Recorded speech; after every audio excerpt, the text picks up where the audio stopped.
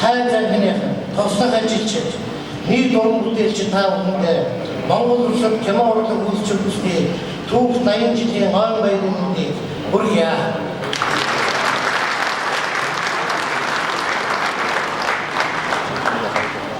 Оюуны болон эдийн засгийн хүчин чадал нөхцөл боломжтой ажиллан академийн аваад сүмийг энэхүү шалгаруулалтыг хийгдэх болж нэлээд хугацаа өнгөрөөжээ.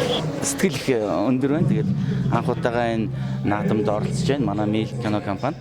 Тэгээд дөрөв дэх кино Ээж надтай гэрлэж кино байсан. Одоо тав дахь кино болохоор Мэдэн Улаанбаатар нэртэй кино 6 сарын 17-нд нээлттэй хийж байгаа. Бид хүн ээжийн дайсан микроны босс шартал тэгээд Ээж надтай гэрлэж гээд дөрөв дэх кино маань энэ сайхан номинаци эзнэр тодруулж өглөө. Би өтгөр бас нэг кино хийж үзье гэдээ бас ярьдаг лээсэн л да.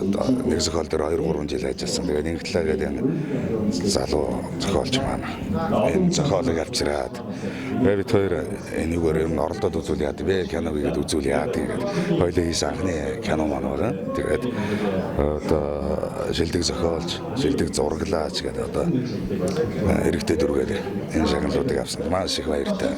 Тэ.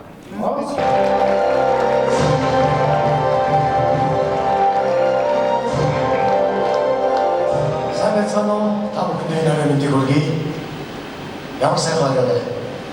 Улаанбаатар кино наадам анх 1999 онд зохиолч байхад тавилан киногоор шилдэг дебют номинацид шалгарч тавилан кино маань тэр шагналыг авч ирсэн үед өмнө сайхан юм шиг санагдаж байна. За ингээд шилдэг дебют киног одоо номинацийн тогтоомыг болсондоо маш баяртай байна. Ингээд зөвхөн хэлсэн анхаарал хандуулсан.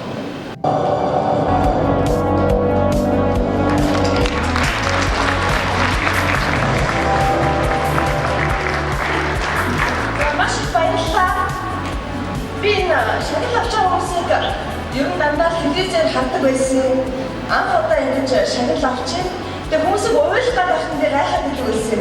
Жүжиглэж байгаа болгоом гэсэн чинь үнээр нөхөс гаргаад байдаг юм байна.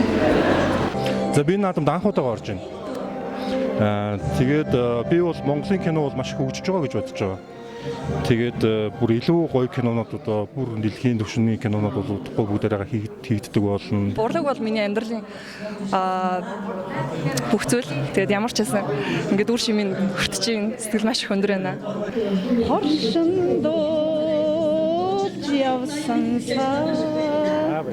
Ану хатан гэдэг кино 2012 онд хийхэд энэ киног бол би одоо шүүдэр цэцэгт би маш их баярлж явдаг. Ягаад гэхээр шүүдэр цэцгийн номын баярт очдог.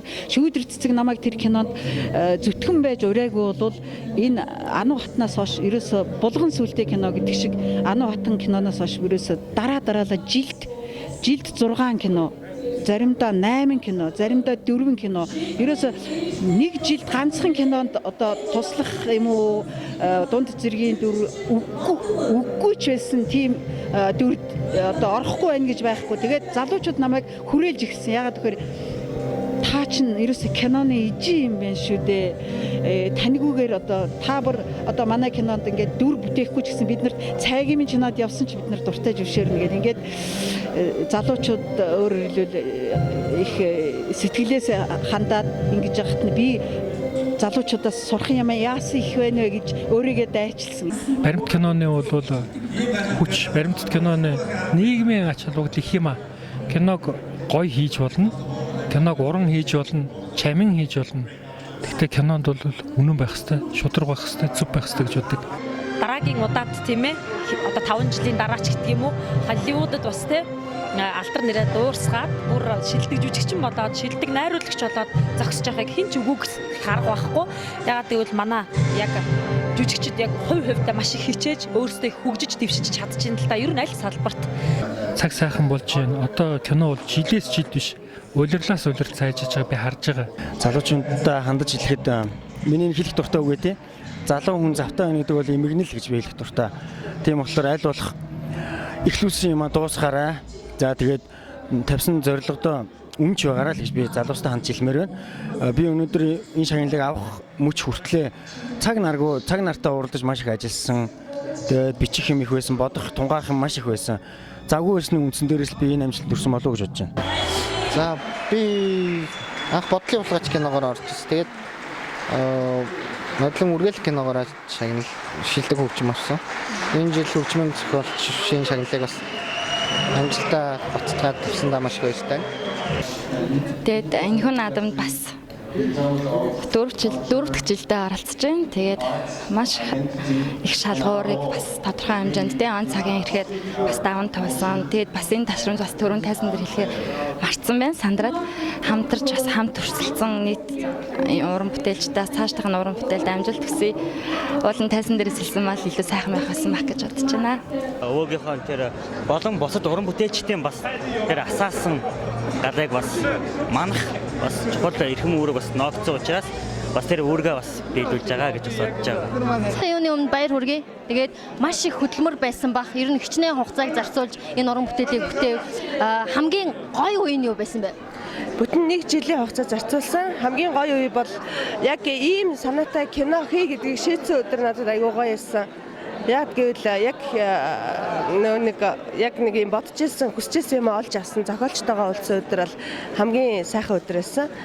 Тэгээд жүжигчтэй сонгоод зураг авалтын эхний өдөр бас хамгийн хүнд бөгөөд хамгийн сайхан үе байсан. Дараа нь бодоход Нэр Forbes сэтгүүлийн баг. Тэгээд дэлхийн алдартай сэтгүүлийг Монгол гаргаад 1 жил болж байгаа юм багийнхан байгаа. Тэгээд та мэдээж Forbes-ийг мэдэх бах. Одоо удахгүй Forbes Life гэдэг одоо lifestyle сэтгүүл гарна. Тэгээд Forbes-ийн талаар та ер нь ямар мэдээлэлтэй авдаг вэ? Ямар одоо байр суурьтай байдаг вэ? Одоо үзэл бодлоо хуваалцаач. ер нь аливаа хэвлэл мэдээлэл, аливаа олон нийтийн одоо бүх зүйлэл бүгд л дандаа л улс их орныхоо хөгжил дэвшил бүр цаашлах юм бол хүн бүрийн одоо ирээдүйд тэрнийг дагаад улс их орн маань хөгжин бүгдэнд нь зориулсан байдаг. Миний хувьд бас нөгөө гадны сэтгүүл учраас бас юм суурин тавигдсан тийм болохоор бас их хаяа таарлахаараа л сэтгэлдээ үздэг, танилцдаг. Тэгээ бас юм анхнаасаа юм зохион байгуулалтанд орсон болохоор бас айгүй юм хариуцлагатай юм соёлтой тийм санагддаг надад. За их баярлалаа, танд амжилт хүсье. Улам гоё байгаарай. За та нарт ч гэсэн амжилт хүсье.